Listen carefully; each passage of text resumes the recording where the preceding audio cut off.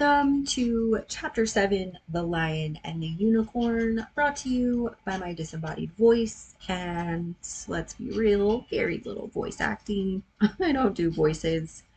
Um, and the amazing people over at Project Gutenberg, of course.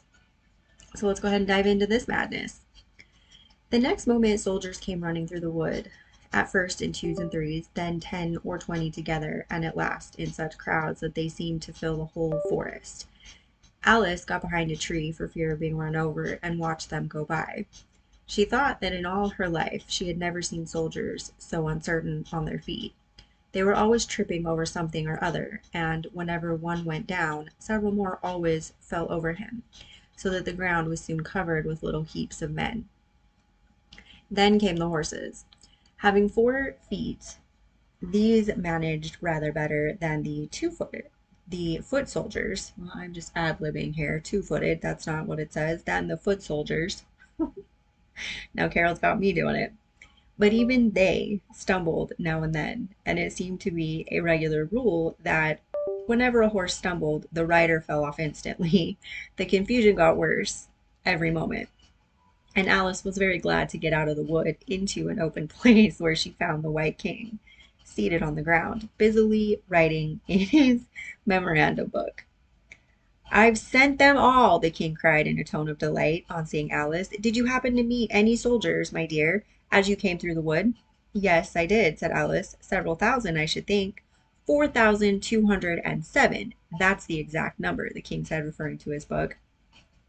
"I couldn't send all the horses, you know, because 2 of them are wanted in the game.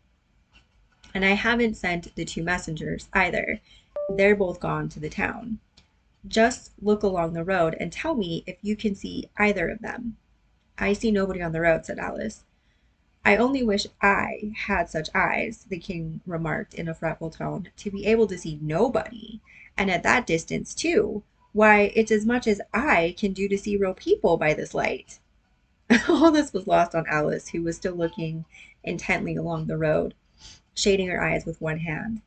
"I see somebody now," she exclaimed at last, "but he's coming very slowly, and what curious attitudes he goes into!" For the messenger kept skipping up and down and wriggling like an eel as he came along, with his great hands spread out like fans on each side. "Not at all," said the king. "He's an Anglo-Saxon messenger, and those are Anglo-Saxon attitudes. He only does them when he's happy.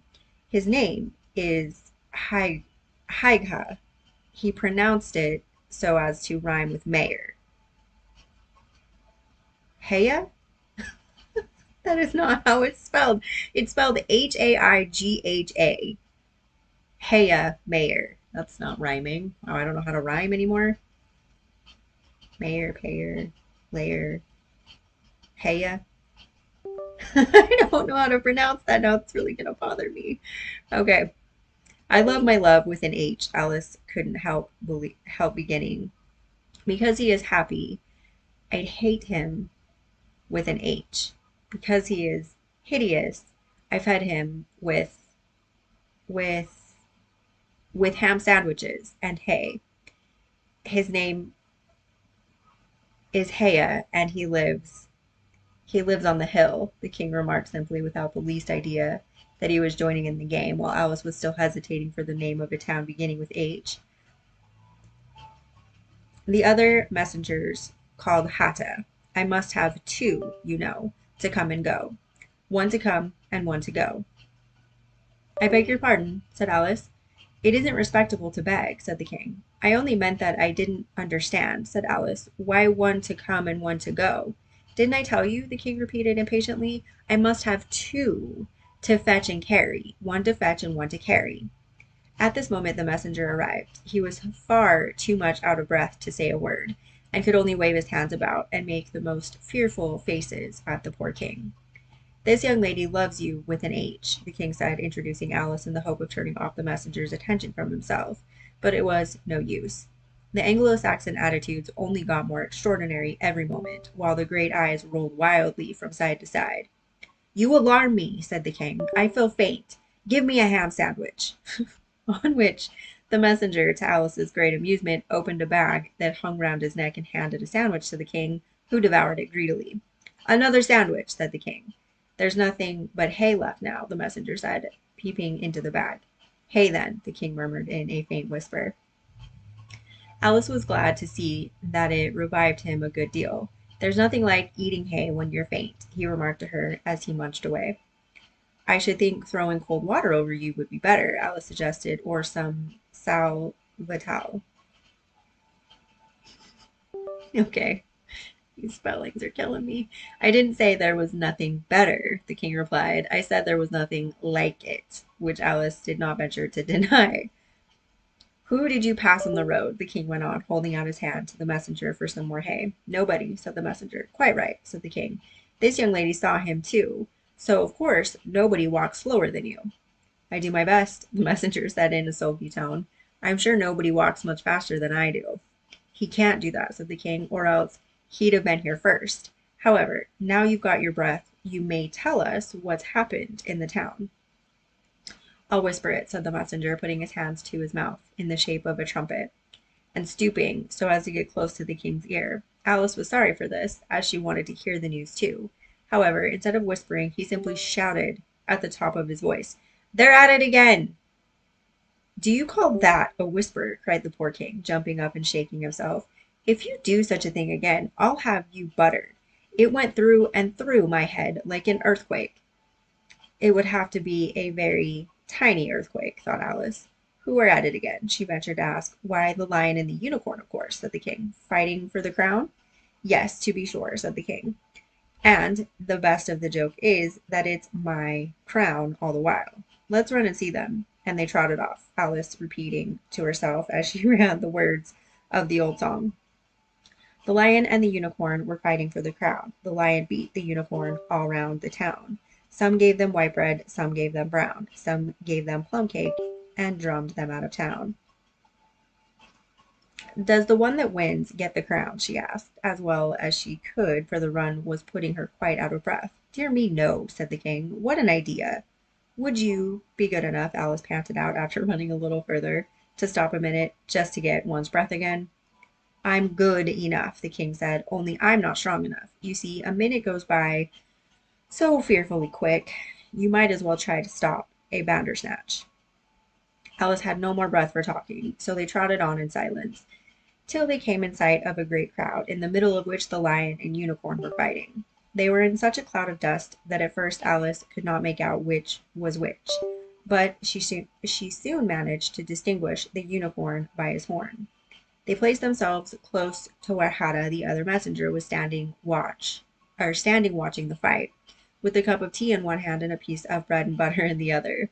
He's only just out of prison, and he hadn't finished his tea when he was sent in. Heya, whispered to Alice. Yeah, I'm still mispronouncing that, sorry. And they only give them oyster shells in there. So, you see he's very hungry and thirsty. How are you, dear child? He went on, putting his arm affectionately round Hada's neck. Hada looked round and nodded and went on with his bread and butter. Were you happy in prison, dear child? Said Hada. Heya.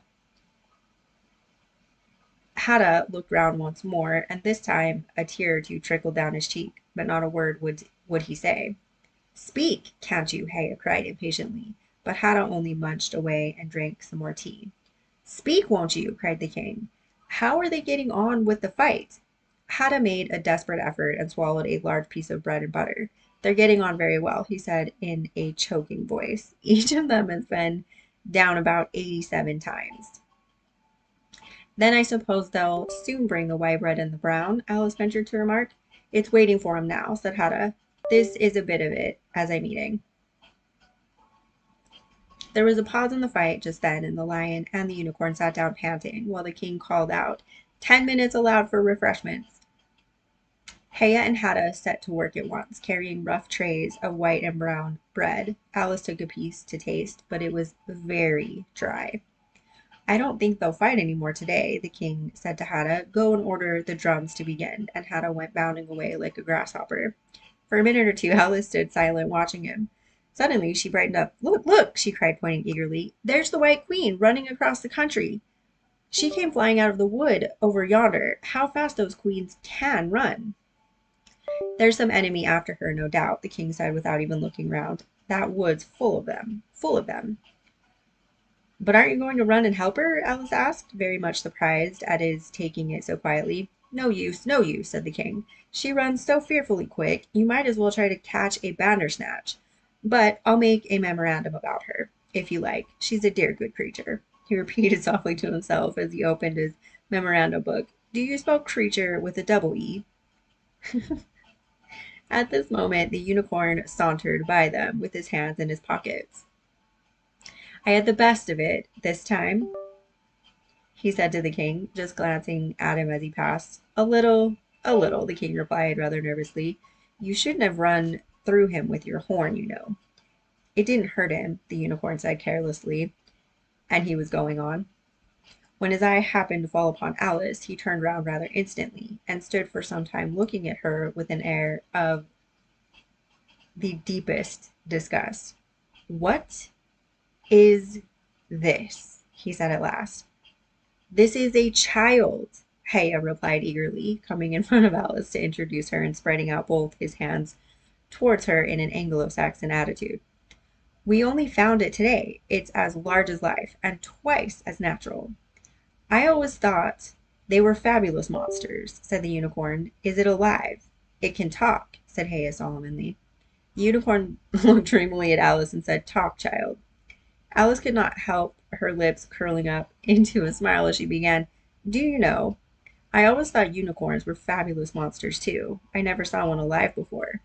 Well, now that we have seen each other, said the unicorn, if you'll believe in me, I'll believe in you. Is that a bargain? Yes, if you like, said Alice. Come, fetch out the plum cake, old man. The unicorn went on, turning from her to the king. None of your brown bread for me. Certainly, certainly, the king muttered, and beckoned to Haya. Open the bag, he whispered. Quick. Not that one. That's full of hay. Haya took a large cake out of the bag and gave it to Alice to hold, while he got out a dish and carving knife. How they all came out of it, Alice couldn't guess. It was just like a conjuring trick, she thought. The lion had joined them while this was going on. He looked very tired and sleepy, and his eyes were half shut. What's this? He said, blinking lazily at Alice and speaking in a deep, hollow tone that sounded like the tolling of a great bell. Ah, what is it now? The unicorn cried eagerly. You'll never guess. I couldn't. The lion looked at Alice wearily. Are you animal, vegetable, or mineral? He said, yawning at every other word. It's a fabulous monster, the unicorn cried out, before Alice could reply. Then hand round the plum cake, monster, the lion said, laying down and putting his chin on his paws. And sit down, both of you, to the king and the unicorn. Fair play with the cake, you know. The king was evidently very uncomfortable at having to sit down between the two great creatures, but there was no other place for him.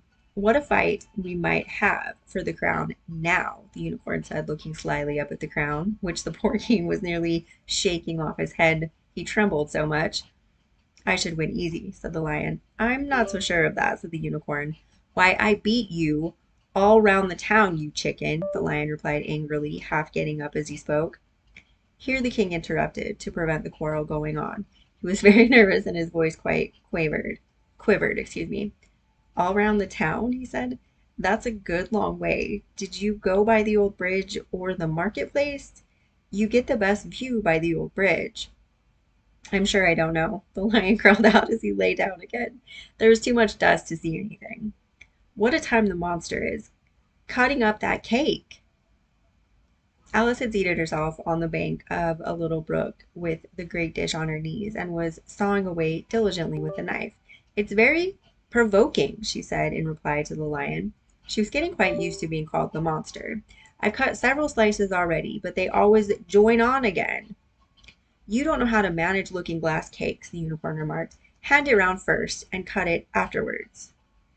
This sounded nonsense, but Alice very obediently got up and carried the dish round, and the cake divided itself into 3 pieces as she did so. Now cut it up, said the lion, as she returned to her place with the empty dish.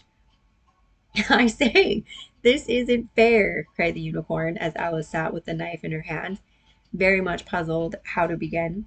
The monster has given the lion twice as much as me. She's kept none for herself anyhow, said the lion. Do you like plum cake, monster? But before Alice could answer him, the drums began. Where the noise came from, she couldn't make out. The air seemed full of it, and it rang through and through her head till she felt quite deafened. She started to her feet and sprang across the little brook in terror, and had just time to see the lion and the unicorn rise to their feet with angry looks at being interrupted in their feast, before she dropped to her knees and put her hands over her ears, vainly trying to shut out the dreadful uproar. If that doesn't drum them out of town, she thought to herself, nothing ever will. All right, that's the end of that chapter. Let me know what you guys thought of that one. I had higher hopes for it. I thought there was going to be more crazy happening there. Let me know what you guys thought. Thanks for joining me, and see you next time.